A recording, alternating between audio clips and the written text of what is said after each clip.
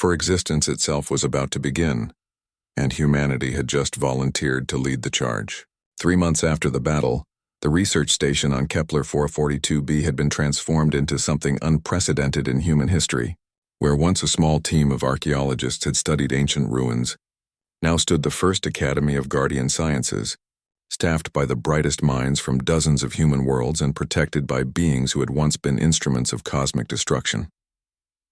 Sarah stood on the observation deck, watching human students work alongside the 3 reformed hunters who had chosen new names for themselves: Unity, Complexity, and Hope. The sight still seemed impossible to her, but it had become wonderfully routine. Her transformation continued daily. The Guardian knowledge had integrated so thoroughly with her human consciousness that she sometimes forgot where Sarah Chen ended and the cosmic awareness began. She could perceive the flow of life force across entire star systems, could sense the dimensional currents that connected all matter in the galaxy, and could manipulate energy in ways that made human technology seem quaint by comparison. But she was still fundamentally human. She still enjoyed coffee in the morning, still laughed at inappropriate jokes, and still felt the peculiar human need to give hugs to beings who didn't strictly require physical comfort. "The integration proceeds well," Kethmorathan observed, approaching with the gliding motion that had become effortless since its healing. The ancient Guardian had also been changed by their partnership. Its consciousness had adapted to include human concepts of humor, spontaneity, and what Sarah called creative stubbornness. "Better than well," Sarah replied, gesturing toward the training fields where human volunteers were learning to manipulate reality itself, under the guidance of their reformed allies. "We've got candidates coming in from every human world." The colonial authority initially tried to classify the whole program, but you can't hide something like this. She pulled up a holographic display showing the spread of Guardian knowledge across human space. What had begun as her desperate transmission during the battle had blossomed into a network of information that was fundamentally changing human civilization. 15. Worlds now have active Guardian hybrid programs, Sarah continued. Mars has established a dimensional engineering department. The Europa colony is working on consciousness preservation technology. Even Earth has finally admitted that maybe there are things happening out here that require attention. Kethmorathan's harmonics carried amusement. "Your species adapts quickly. Too quickly, some might say. That's exactly why we're going to survive this," Sarah said confidently. "The Devourers expect their enemies to behave like the old Guardians. Ancient, wise, predictable. They're not prepared for beings who invent new solutions every few decades." A soft chime indicated an incoming priority transmission. Sarah accepted the call, and the image of Admiral Martinez from Fleet Command appeared in the holographic display. "Dr. Chen, or should I say Guardian Chen, we've received concerning reports from the Centauri monitoring stations. Long-range sensors are detecting massive gravitational distortions beyond the heliopause. Whatever's coming, it's big." Sarah felt the familiar tingle of enhanced perception activating. Across several dimensions, she could sense the approaching presence, not Devourers themselves, but their servants. "A much larger force than the 3 hunters she had faced. How long do we have?" she asked. 18 months, possibly 24 if they maintain current velocity." Sarah nodded calmly. "More than enough time." The Admiral's expression showed surprise. "Dr. Chen, our intelligence suggests this could be a full extermination fleet. Hundreds of Devourer constructs, possibly thousands.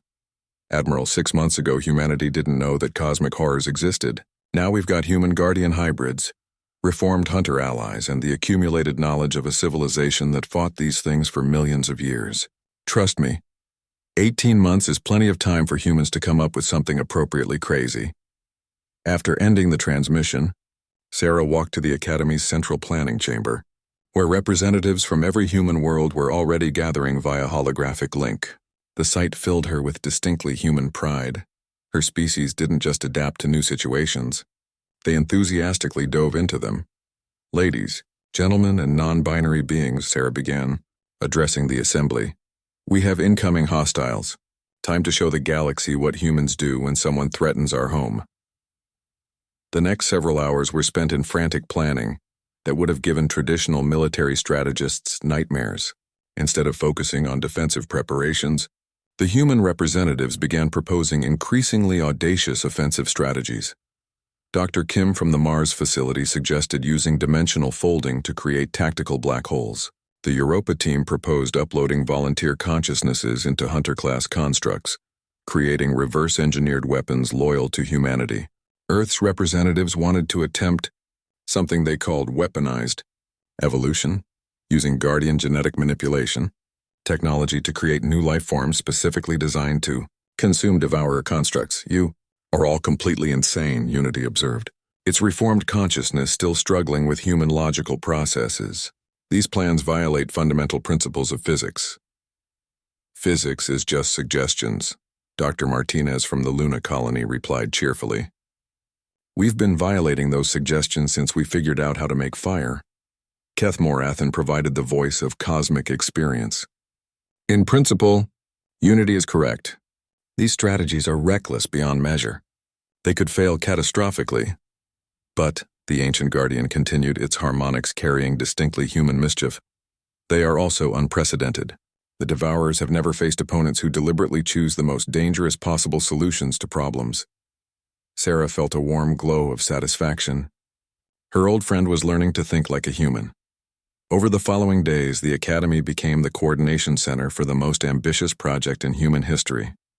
Every human world contributed resources, personnel, and ideas that ranged from brilliant to completely deranged. Most importantly, they contributed something the galaxy hadn't seen in millions of years: hope combined with absolute refusal to accept defeat. The reformed hunters worked alongside human scientists, their alien perspectives combining with human creativity to produce innovations that neither could have achieved alone. Hope specialized in consciousness technology, helping humans develop ways to survive even the destruction of their physical bodies. Complexity focused on dimensional engineering, creating weapons that could exist in multiple realities simultaneously. Unity worked on communication systems that would allow instant coordination across galactic distances. Sarah found herself at the center of it all, no longer just a guardian hybrid but something entirely new, a bridge between human ambition and cosmic knowledge. She could perceive the vast scope of what they were attempting and understand why it should be impossible, while simultaneously possessing the fundamentally human conviction that impossibility was just another problem to be solved. 6 months before the arrival of the Devourer fleet, Sarah received a message that changed everything. It came through quantum entanglement channels that shouldn't have existed, transmitted by consciousnesses that had been thought extinct for eons. This is Keeper of the Third Spiral, last guardian of the Andromeda Galaxy. We have monitored your transmissions. We are not alone. Hidden guardians throughout the universe are awakening. The war begins again, but this time we will not fight alone. The message included coordinates for a gathering point beyond the galaxy's edge, where surviving guardians were converging to meet these strange new hybrid beings called humans. Sarah smiled as she forwarded the message to every human world. The Devourers thought they were coming to eliminate a few troublesome primitives. Instead, they were about to encounter the combined forces of human ingenuity, guardian wisdom, and billions of beings who had just discovered they weren't alone in the universe. The age of hiding was over. The age of alliance had begun. Standing on the observation deck as ships from dozens of human worlds arrived daily, Sarah Chen, xenoarchaeologist, guardian hybrid, and apparently catalyst for galactic revolution, watched the sunrise over a world that had become the birthplace of something entirely new. Keth Morathan joined her, its massive presence now as familiar and comforting as an old friend's embrace. "Do you think we can actually win?" the ancient guardian asked. Sarah grinned with distinctly human confidence. "We're humans, Keth. We don't know how to lose." In the distance, Hope was teaching a group of human children how to perceive dimensional mathematics, while Unity and Complexity debated the ethics of converting enemy constructs to their cause. It was a scene that would have been impossible just months ago. Cosmic entities learning patience from human teachers, while human children casually manipulated forces that could reshape reality. The Devourers were coming, but they would find opponents unlike any they had faced before. They would discover that humans didn't just fight for survival, they fought for each other, for hope, for the sheer stubborn joy of proving that impossible things were just waiting for someone crazy enough to attempt them. And somewhere in the vast spaces between galaxies, ancient intelligences that had thought themselves extinct began to hope for the first time in eons. The war for existence. Sarah's transmission was interrupted when the geometric hunter shattered her primary communications array with a weapon that existed in 17 dimensions simultaneously. But she had already sent enough, somewhere in human space. Scientists were receiving data that would revolutionize their understanding of the universe. "Your contamination spreads," the darkness hunter observed, its voice like the sound of stars dying. "This confirms our directive. This entire sector must be cleansed." The word sent ice through Sarah's veins. The hunters weren't just here to eliminate her and Kethmorathan. They were preparing to call for a full devourer incursion that would consume everything within dozens of light years. "Like hell," Sarah snarled, surprising herself with the vehemence in her voice. The Guardian knowledge was integrating with her human personality in unexpected ways, creating something that was neither fully Guardian nor fully human, but possessed the strengths of both. She reached out with her enhanced perception and did something that no Guardian had ever attempted. Instead of trying to match the hunter's power directly, Sarah began to analyze them the way a human scientist would, looking for weaknesses, inefficiencies, exploitable flaws in their design. What she found astonished her. The hunters were incredibly powerful, but they were also rigid in their thinking. They had been created to fight Guardians who followed predictable patterns of behavior, beings who thought in terms of cosmic cycles and carefully planned strategies. They were not prepared for human unpredictability. "Kethmorathan," Sarah called out as she dodged another reality-warping attack. "Trust me and follow my lead. Don't think like a Guardian, think like a human." The ancient being responded without hesitation, its millennia of loneliness making it desperate for any form of cooperation. Together, they began to fight in ways that violated every principle of Guardian combat doctrine. Instead of elegant, efficient attacks, Sarah improvised chaotic strategies that made no sense from a cosmic perspective. She used brute force where finesse was called for, employed misdirection instead of direct confrontation, and worst of all, from the hunter's perspective, she cheated. When the geometric hunter launched an attack that should have been inescapable, Sarah didn't try to block it or dodge it. Instead, she used Guardian technology to alter the local flow of time, making the attack arrive before it was launched and thereby creating a temporal paradox that confused the hunter's targeting systems. When the darkness hunter tried to invade her mind, Sarah didn't resist with mental barriers. Instead, she welcomed it in and then flooded it with the most chaotic, contradictory human emotions she could summon, love and hate simultaneously, logic and irrationality intertwined, hope and despair feeding off each other in impossible loops. The hunter recoiled in confusion, its alien intelligence unable to process the paradoxes of human consciousness. "Impossible," the first hunter repeated, but now its harmonics carried uncertainty. Human minds cannot sustain such contradictions. "That's where you're wrong," Sarah said, grinning fiercely as she pressed her advantage. "Contradiction is what we do best. We love our enemies, hope without reason, and fight wars to preserve peace. We're walking paradoxes, and that's exactly what makes us dangerous."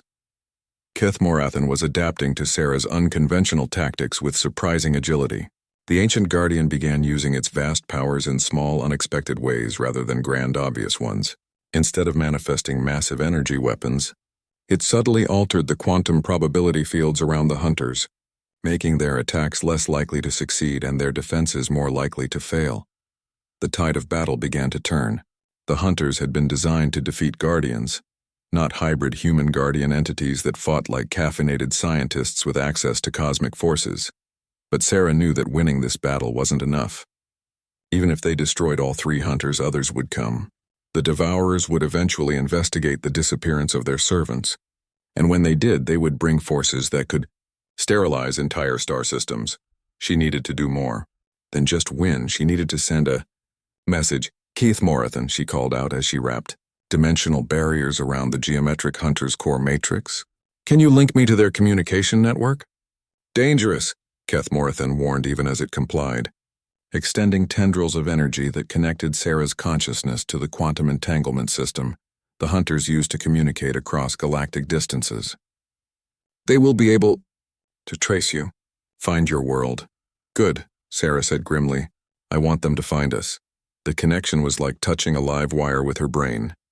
Through the network, Sarah could sense vast intelligences moving in the spaces between galaxies, ancient beyond measure and hungry beyond imagination.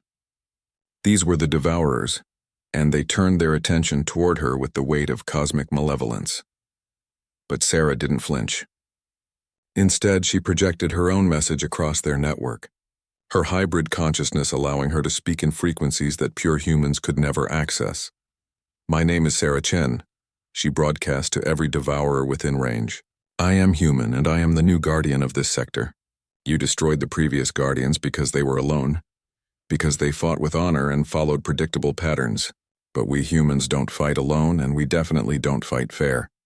She shared images through the connection, not just of herself and Keth Morathan, but of human cities, human technology, human art and literature and music.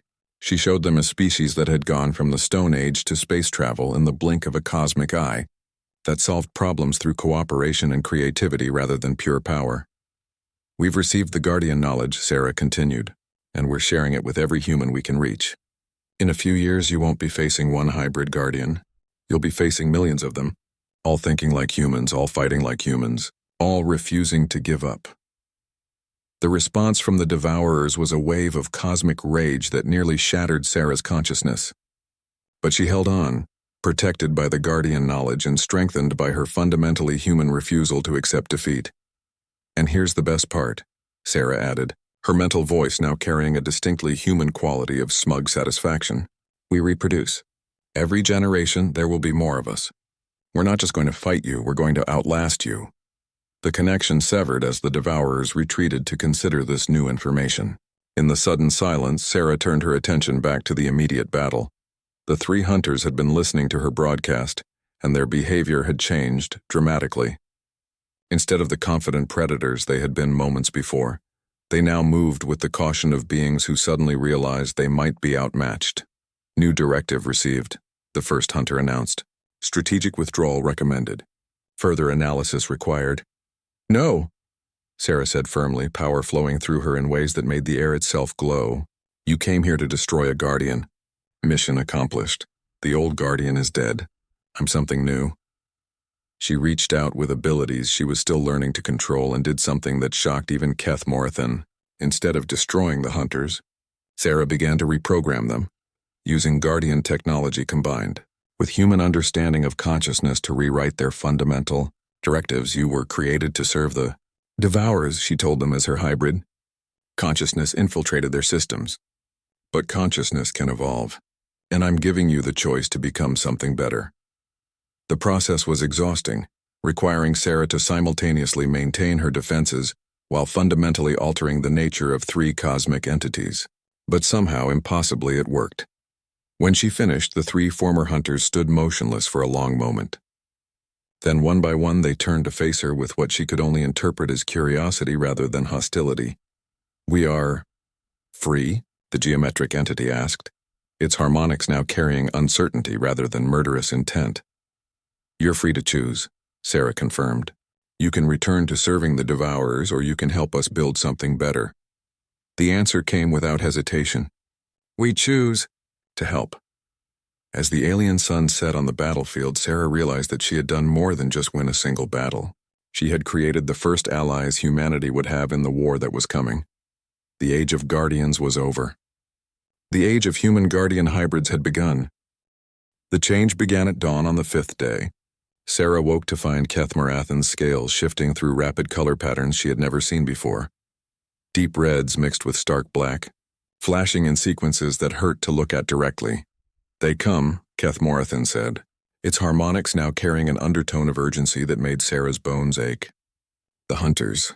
I can sense their approach through the dimensional barriers. Sarah grabbed her scanner and was alarmed to see readings that defied explanation. Massive gravitational distortions were forming in the space above the planet, and the electromagnetic spectrum was being twisted into patterns that shouldn't be possible. How many? Sarah asked, checking her equipment and weapons with practiced efficiency.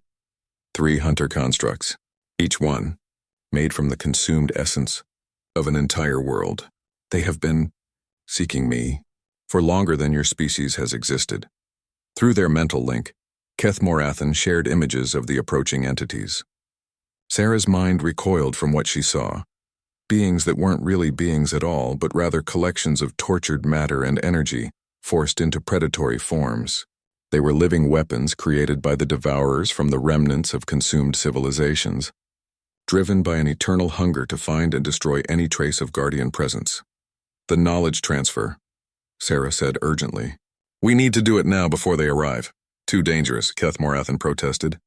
Without proper preparation, the process could destroy your mind. Better that you flee. Warn your people. Prepare them for what may come. No. Sarah's voice was firm with resolve. You said it yourself, there are no Guardians left. If something happens to you, all that knowledge dies forever. But if you can transfer even part of it to me... She didn't finish the sentence. They both understood the implications. Keth massive head turned toward the sky where the first visible distortions were beginning to appear, patches of space where stars seemed to twist and bend. Very well. But we must hurry. The process will leave us both vulnerable. The ancient Guardian guided Sarah to place her hands on specific points along its scaled neck, positions where the neural interfaces were most accessible. Open your mind, Keth instructed. Do not resist. But do not let yourself be lost in the vastness.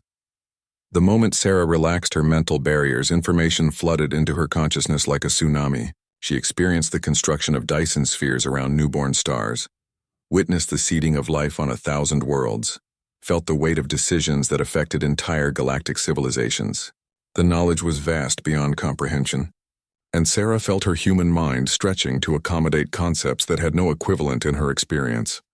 She saw through Guardian senses that could perceive 11 dimensions simultaneously. She learned equations that described the mathematics of consciousness itself. She experienced memories of battles fought in the space between realities, where the weapons used were fundamental forces of the universe. But even as the knowledge poured into her, Sarah became aware of a growing pressure in the dimensional fabric around them. The hunters were nearly through. Incomplete, Keth said with regret as it ended the transfer.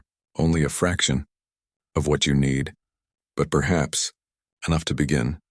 Sarah staggered as her awareness returned to normal human dimensions. Her mind felt stretched and changed, filled with knowledge that she was only beginning to understand. But she could already sense things differently. The flow of energy through the planet beneath her feet, the subtle currents in the electromagnetic field that surrounded them, the approaching wrongness of the hunter constructs. The first hunter materialized at the edge of the clearing with a sound like reality tearing. It stood 3 times as tall as Keth its form a constantly shifting mass of crystalline structures and flowing energy that seemed to absorb light rather than reflect it. Where it touched the ground, the earth withered and turned to ash. Sarah felt her new Guardian-enhanced perception analyze the creature automatically. The hunter was composed of matter from a consumed world. She could sense the screaming essence of billions of lives twisted into this abomination.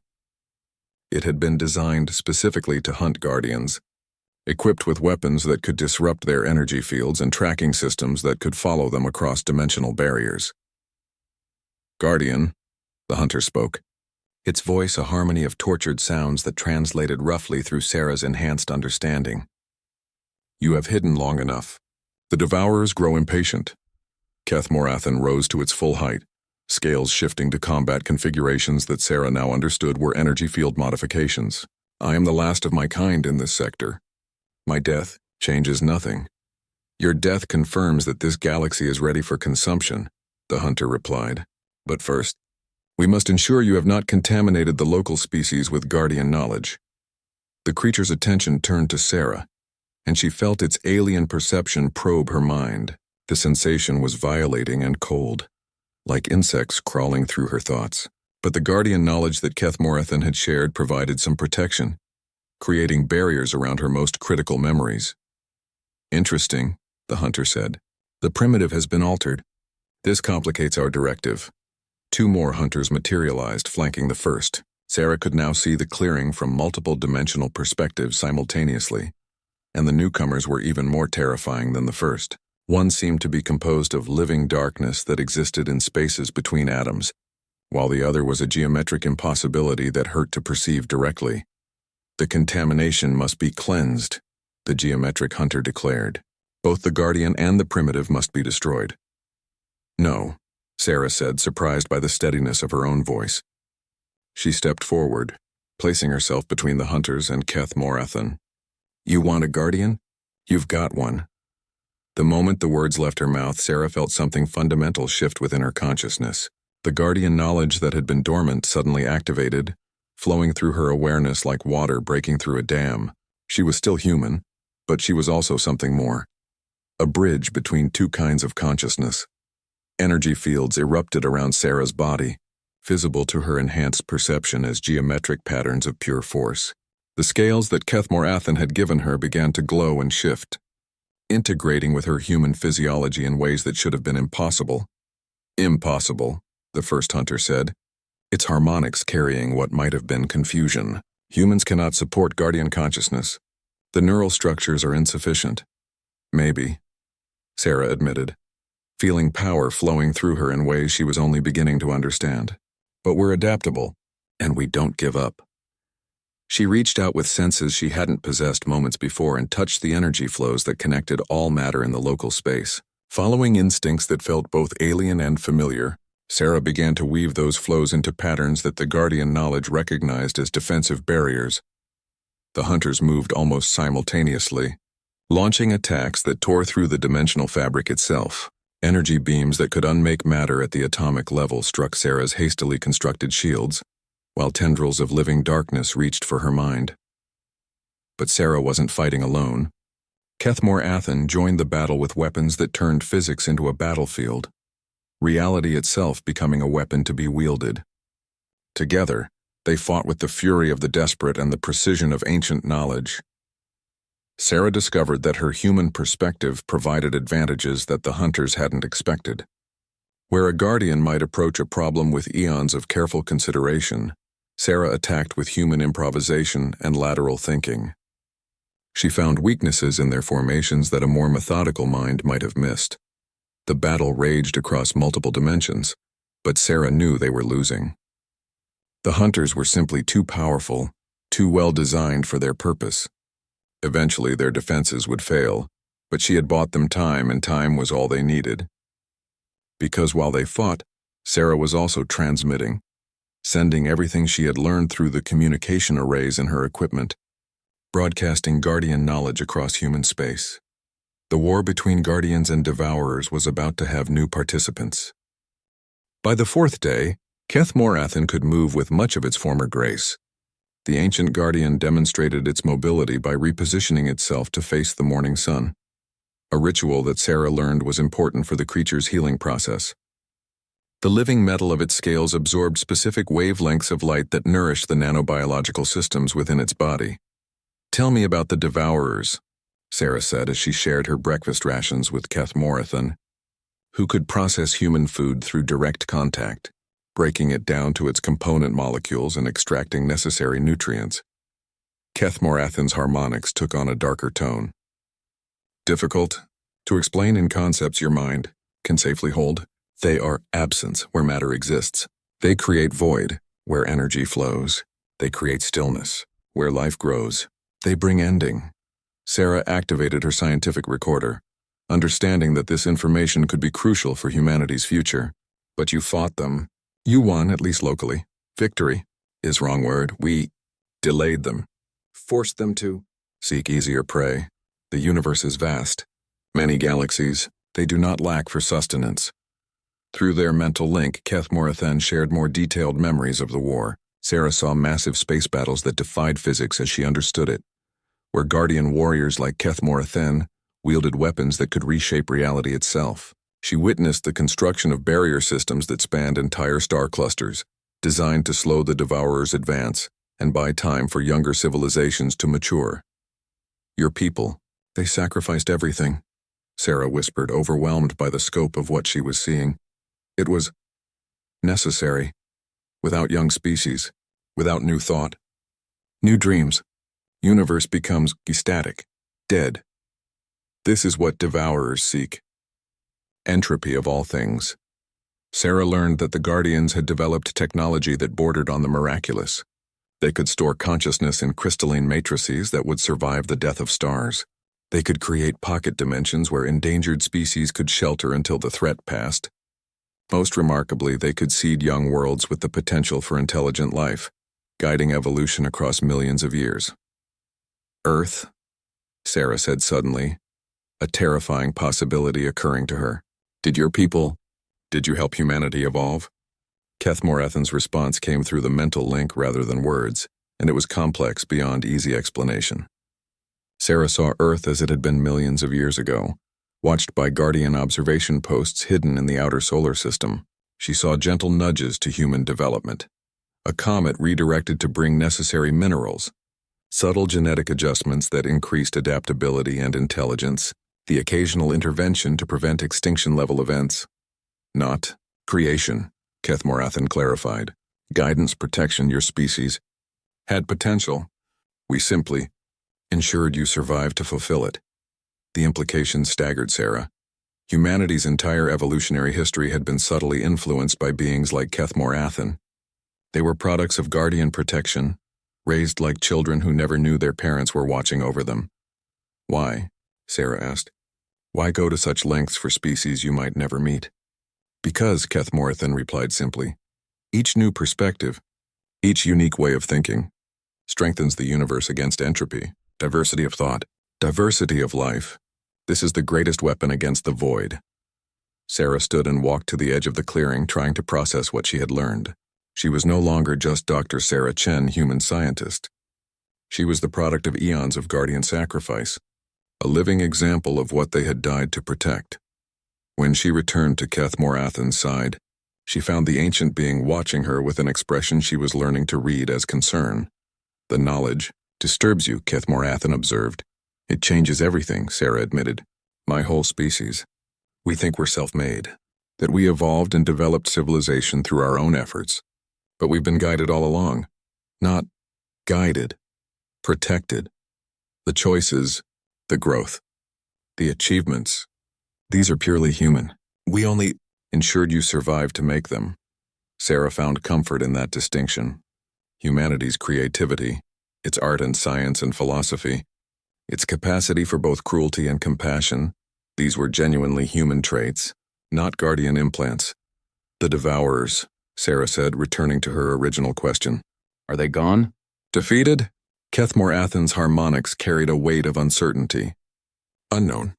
They exist between dimensions. Time flows differently for them. What seems like eons to us may be moments to them.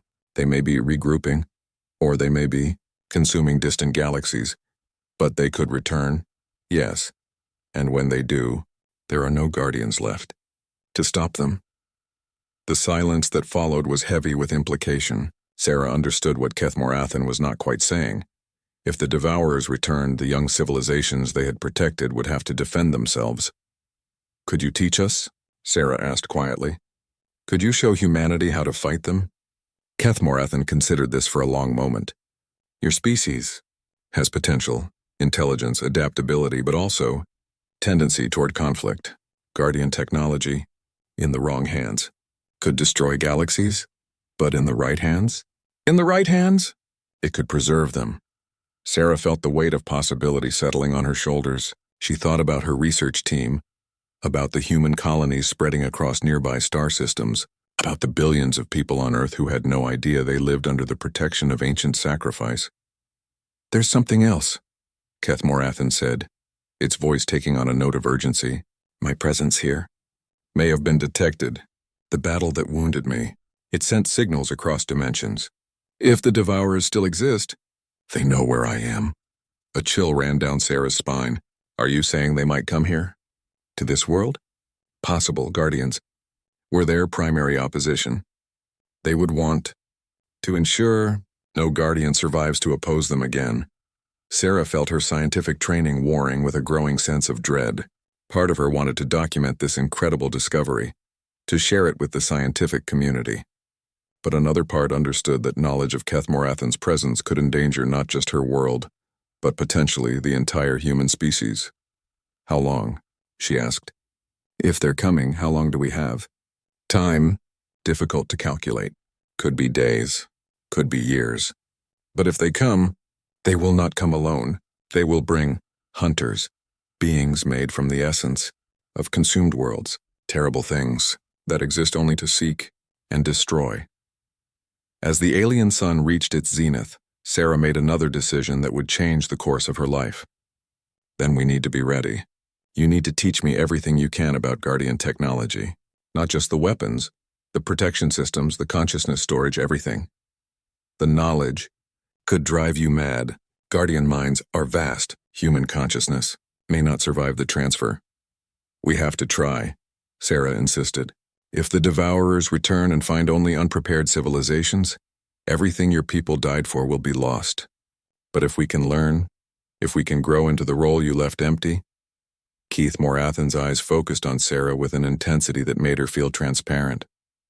She sensed the ancient being evaluating her, measuring not just her intelligence but her strength of will, her capacity for sacrifice, her potential to become something more than human.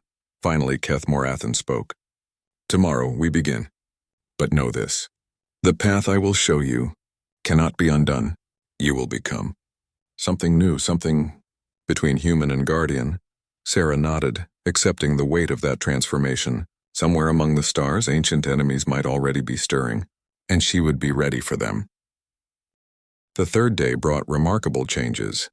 Keith Morathan was able to lift its massive head without apparent strain, and 3 of its 6 limbs could now support its weight for brief periods. The creature's scales had regained much of their lustrous, color-shifting quality, and its wounds had closed enough that the silver blood no longer flowed freely. Sarah had established a communication rhythm with her alien companion. Simple concepts could be shared through the mental touch that Keith Morathan initiated by placing a claw tip gently against Sarah's forehead. More complex ideas required patience and repeated attempts, but their understanding of each other grew stronger with each exchange. It was during one of these communication sessions that Sarah learned something that changed everything. Keith Morathan shared a memory, not recent, but ancient beyond human comprehension. Sarah saw a vast civilization of beings like Keith Morathan, but smaller, more graceful. They lived in cities that floated among the stars themselves, connected by streams of pure energy that allowed instant travel across galactic distances. It was a culture built on harmony, exploration, and the nurturing of life wherever it was found. But then came the Devourers. The images that followed were difficult for Sarah's human mind to process.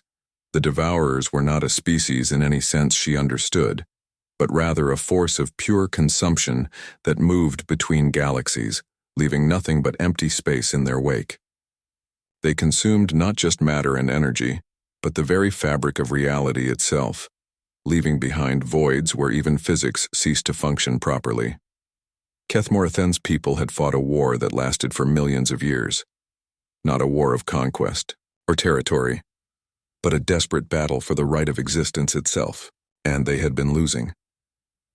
You were a soldier, Sarah whispered as the visions faded. A warrior in an impossible war. The harmonic Keith Morathan made in response carried such profound sadness that Sarah felt tears streaming down her face. Through the mental link, she understood that Keith Morathan had not been just any soldier, but something like a guardian, a protector of worlds and civilizations too young to defend themselves. Sarah saw herself through Keith Morathan's perception again, but with new context. Humans were one of those young civilizations still confined to a handful of worlds, still learning the basics of interstellar travel. In cosmic terms, humanity was barely out of infancy. You protected species like mine, Sarah said, understanding flooding through her. That's what you did. That's what your people did. Keith Morathan confirmed this with a complex harmonic that managed to convey both pride and terrible loss. Sarah realized that she was possibly the first intelligent being to show Keith Morathan kindness in eons. The creature had been protecting others for so long that it had forgotten what it felt like to be cared for. As the day progressed, Sarah learned more about her companion's abilities. Keith Morathan could manipulate electromagnetic fields with precision that made human technology seem primitive. The creature demonstrated this by repairing Sarah's broken translation device, not just fixing the damage but actually improving its capabilities. When Sarah tested the device, she was amazed to find that it could now translate Kethmore Athens' harmonic language into something approaching human speech. The voice that emerged from the device was neither male nor female by human standards, but carried a quality of age and wisdom that was unmistakable. Your device. Learn. Adapt. Kethmore Athens' first translated words were halting, but clearly understandable. Small steps toward understanding. You can speak through it now, Sarah said excitedly. We can really talk to each other. Yes, Kethmore Athen replied, the device rendering its harmonic as a single word that somehow carried layers of meaning. Talk, share, learn. You're kind, curious. This is good quality. Over the following hours, their conversations became more sophisticated as both the device and Kethmore Athen adapted to the translation process. Sarah learned that her companions' species had no name for themselves. They were simply the guardians, defined by their purpose rather than their origin. We existed to protect, Kethmore Athen explained. Young species, like flowers in cosmic garden. We were gardeners, tenders of life. What happened to the others? Sarah asked, though she suspected she already knew the answer. The pause before Kethmore Athen answered was filled with such weight that Sarah felt it pressing against her mind. Gone. Most became one with the void, fighting the devourers. Some may sleep in hidden places. I do not. Cannot. No. Sarah felt a chill that had nothing to do with the alien world's climate. How long have you been alone? Time. Difficult concept. Your star. Your son. Born and died. Twice over. Since I last spoke with another of my kind. The magnitude of that loneliness was almost incomprehensible. Kethmore Athen had been alone longer than complex life had existed on Earth. Yet somehow, impossibly, this ancient being had maintained both sanity and compassion throughout that vast isolation. The wounds you bear, Sarah said carefully, they're from fighting the devourers. Yes. Final battle. In this sector, devourers sought to consume young worlds. I prevented this, but cost was great. Sarah understood now why Kethmore Athen had been dying when she found it. The creature hadn't just been wounded, it had been slowly dying of isolation and purposelessness. Its wounds were healing now not just because of the medical treatment and rare elements, but because it had rediscovered what it meant to have someone care about its well-being. As evening approached, Sarah made a decision that surprised even her. I'm not going back to the research station, she announced. Not yet. Kethmore Athen's eyes focused on her with sudden intensity. Your people will search for you, will worry. Let them, Sarah said firmly. You've been alone for geological ages. You saved countless worlds, protected species that never even knew you existed. And when you were wounded, everyone else ran away in fear. But I'm not running. The harmonic that Kethmore Athen made was unlike any Sarah had heard before. The translation device rendered it as multiple overlapping words: gratitude, wonder, hope, family. That night, as Sarah settled into her now familiar sleeping place beside Kethmore Athen's great head, she felt the mental touch she had come to treasure. But this time, instead of sharing memories or concepts, Kethmore Athen shared something else entirely. Sarah experienced, just for a moment, what it felt like to perceive the universe the way Kethmore Athen did. She saw energy patterns flowing between distant stars, felt the slow breathing of planets as they spun through space, and sensed the delicate web of life that connected all living things across the galaxy. For just an instant, Sarah understood that she wasn't just helping an injured alien. She was caring for a guardian of the cosmos itself, a being whose very existence helped maintain the balance that allowed life to flourish throughout the galaxy. When the vision faded, Sarah found herself changed. She was no longer just Dr. Sarah Chen, xenoarchaeologist. She was a friend to Kethmore Athen, and through that friendship, she had become connected to something infinitely larger than herself. Tomorrow, she decided she would ask Kethmore Athen about the Devourers, because if they had fought such beings before, they might need to fight them again. Sarah woke to the sound of her emergency rations being scattered by a gentle breeze. She sat up quickly, momentarily disoriented before remembering where she was. The massive creature had shifted during the night, one of its enormous claws now extended near her campsite. At first she thought it might be threatening her, but then she noticed the pattern in how her supplies had been moved. The creature had sorted them. Medical supplies in one pile, food in another, technological equipment in a third. It had done this without damaging a single item, despite claws that could have easily shredded everything she owned. This wasn't random movement or accident. This was intelligence at work.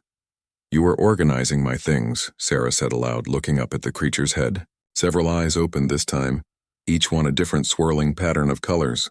The harmonic sound it made in response was different from yesterday, more complex with multiple tones layered together. Sarah tried to approach this systematically. She was a scientist after all. She pointed to herself and said clearly, "Sarah." Then she pointed to the creature and raised her eyebrows questioningly. The creature regarded her for a long moment, then made a sound like distant thunder mixed with singing crystal. The tones were so complex that Sarah couldn't hope to reproduce them with her human vocal cords. But she tried anyway, making a sound that was probably laughably primitive by comparison. To her surprise, the creature made what she could only interpret as a pleased sound. It tried again, this time slower and simpler, reducing the complex harmony to something that almost sounded like Kethmorathan. "Kethmorathan," Sarah repeated carefully. The creature's eyes brightened noticeably. "Is that your name?" The being made an affirmative-sounding harmonic, then did something unexpected. It extended one massive claw and gently touched Sarah's forehead. Suddenly her mind was filled with images, not thoughts exactly, but concepts and meanings that bypassed language entirely. She saw herself through the creature's perception, a tiny, warm-blooded being driven by curiosity and compassion. She felt how it had initially been confused by her behavior. In its experience, smaller beings fled from larger ones, especially wounded ones that might be dangerous. But this small creature, this human, had stayed and offered help without expecting anything in return. The mental contact lasted only seconds, but it left Sarah reeling. She understood now that the creature, Kethmorathan, was not just intelligent, but possessed a form of consciousness so alien that direct mental contact was the only way to bridge the gap between their species. "You can share thoughts," Sarah whispered in amazement. "That's how your people communicate." Kethmorathan made another harmonic sound, and Sarah sensed agreement. But there was something else in the mental touch, pain that went beyond the physical wounds. This being was not just injured in body, but somehow broken in spirit. Over the following hours, Sarah established a routine. She would clean and treat the creature's wounds while Kethmorathan shared brief mental images that slowly built a picture of their situation. Sarah learned that the silver blood was indeed composed of nanobiological repair systems, but they were failing because they required specific rare elements to function properly. Sarah examined her geological scanner and cross-referenced it with the images Kethmorathan had shared. The creature needed trace amounts of several heavy metals that her scanner indicated were present in the rocky formations, several kilometers away. It was too far for Kethmorathan to travel in its current condition, but Sarah could make the journey. When she tried to explain her plan through gestures and words, Kethmorathan shared another mental image, Sarah being attacked by predators or falling into hidden crevasses. The creature was worried about her safety. "I have to try," Sarah insisted. "Your repair systems need those elements, don't they?" The affirmative harmonic that followed was tinged with something that sounded like gratitude. Sarah prepared for a day-long expedition to the mineral deposits. As she packed her gear, Kethmorathan did something that stopped her cold. The creature began to shed some of its metallic skin, allowing pieces to fall near Sarah's feet. When she picked up one of the pieces, it was warm and seemed to pulse with its own inner light. Through touch, Kethmorathan shared another image. The metallic pieces were scales from its armor-like skin. They would provide protection and, more importantly, would allow the creature to sense Sarah's location and well-being, even across great distances. Sarah carefully integrated several of the scales into her clothing and equipment. The moment they made contact with her skin, she felt a subtle awareness of Kethmorathan's presence in the back of her mind. Not intrusive, but comforting, like knowing a friend was nearby. The journey to the mineral deposits was treacherous, involving climbing through crystalline formations that could cut like razors and navigating around pools of liquid that bubbled with unknown chemicals. But whenever Sarah felt lost or frightened, she could sense Keth Morathan's presence through the scales, offering encouragement and guidance. The heavy metals she needed were embedded in crystal formations that required careful extraction. Sarah worked for hours with her tools, gathering samples of each element that Keth Morathan's repair systems required. Some of the materials were radioactive according to her scanner, but the scales seemed to provide protection against their harmful effects. When she returned to the clearing as the sun was setting, Keth Morathan greeted her with a complex harmonic that Sarah was beginning to recognize as the creature's version of joy. The being's eyes tracked her movements as she approached with her samples. Sarah wasn't sure how to proceed with treating the creature using alien elements, but Keth Morathan solved that problem by extending one claw toward the gathered materials. The moment the claw made contact, the samples began to dissolve, breaking down into component particles that flowed like liquid up the creature's arm and into its bloodstream. The effect was almost immediate. The silver blood began to flow more actively, and the nanobiological repair system started working with renewed vigor. Sarah could actually see some of the smaller wounds beginning to close. But more than the physical healing, Sarah sensed a change in Keth Morathan's mental state.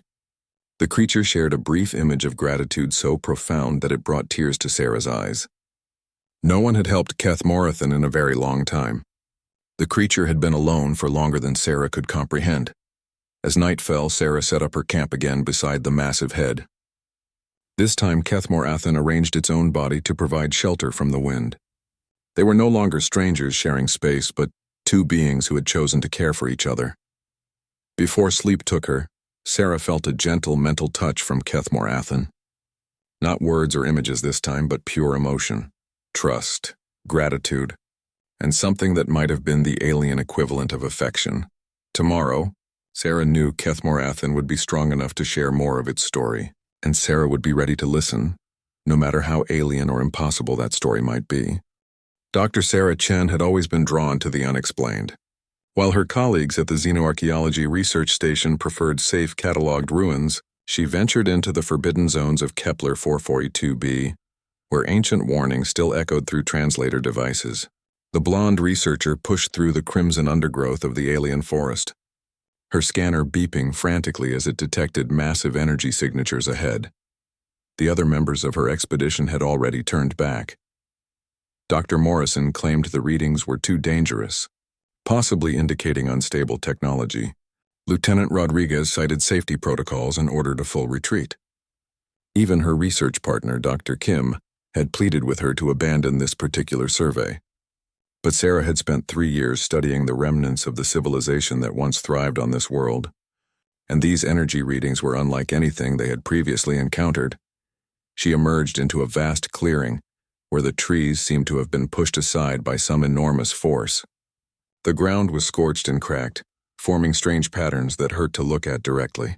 At the center of the devastation lay something that made Sarah's breath catch in her throat. The creature was massive, easily the size of a small spacecraft.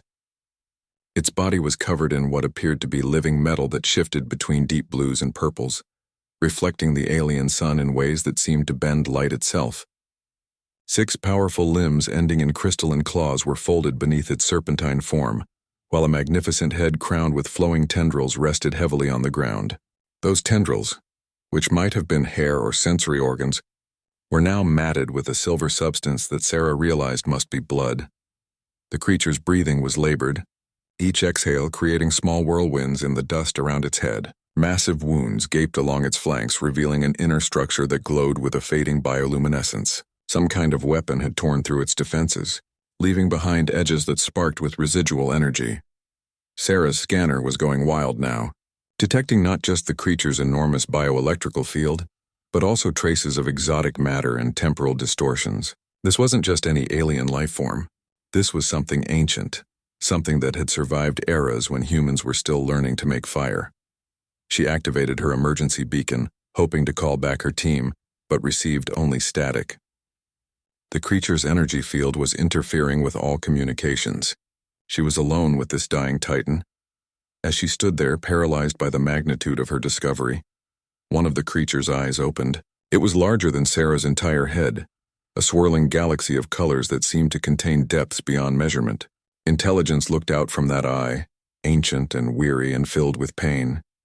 The creature made a sound, a low harmonic that Sarah felt in her bones more than heard with her ears. Her translation device sparked and went dead, overwhelmed by the complexity of whatever language this being spoke. But somehow Sarah understood the meaning behind that sound. It was dying, and it was alone. Sarah had been taught that first contact protocols demanded extreme caution. Unknown alien species could carry diseases, could be hostile, could react unpredictably to human presence. Every regulation said she should maintain distance and wait for a full xenobiology team. But looking into that vast, pain-filled eye, regulation seemed suddenly insignificant. She approached slowly, her hands raised to show she carried no weapons. The creature watched her with that single open eye, the others remaining closed as if the effort to keep even one open was enormous. As she drew closer, Sarah could see that the wounds were even worse than they had first appeared. Whatever had attacked this being had used weapons designed specifically to cause suffering. "I'm not going to hurt you," Sarah whispered, knowing the creature couldn't understand her words but hoping it might understand her tone. "I want to help." The creature's eye followed her movement as she circled to examine the worst of the wounds. Up close, she could see that the silver blood was actually composed of microscopic machines, tiny repair systems that were failing as they tried to heal damage too extensive for their capabilities. Sarah pulled out her field medical kit, designed for treating human injuries in emergency situations. The supply seemed laughably inadequate against wounds this massive, but she had to try something. The creature made that harmonic sound again, softer this time, and Sarah chose to interpret it as permission. She began by cleaning one of the smaller wounds with antiseptic. The creature flinched but didn't pull away. Its blood, she noticed, seemed to react positively to the human medicine, the microscopic machines becoming more active where the antiseptic touched them. Working steadily, Sarah treated what wounds she could reach, using her entire supply of medical materials. The creature remained still, that ancient eye watching her every movement. Sometimes it would make soft harmonic sounds that almost seemed like communication, though Sarah couldn't begin to guess their meaning. As the alien sun began to set, casting long shadows across the devastated clearing, Sarah realized she had made a decision without conscious thought. She wasn't leaving. This creature had been abandoned by whoever had once cared for it, left to die alone in this desolate place. But it wouldn't die alone now. She set up her emergency shelter next to the creature's massive head and activated her portable heater. The creature watched her preparations with what might have been curiosity, occasionally making those soft harmonic sounds that Sarah was beginning to think of as words in a language she desperately wanted to learn. That night, as she lay in her sleeping bag beside a being older than human civilization, Sarah wondered if she was making the greatest mistake or the greatest discovery of her life. The creature's breathing had steadied slightly, and the silver flow from its wounds had slowed. Whether her crude first aid had actually helped or whether the being was simply too alien for human medicine to affect, she couldn't tell. But when she woke in the morning to find that massive eye watching her protectively, Sarah knew she had made the right choice. Whatever this creature was, wherever it had come from, it wouldn't face its struggles alone anymore. The real question was what they would face together.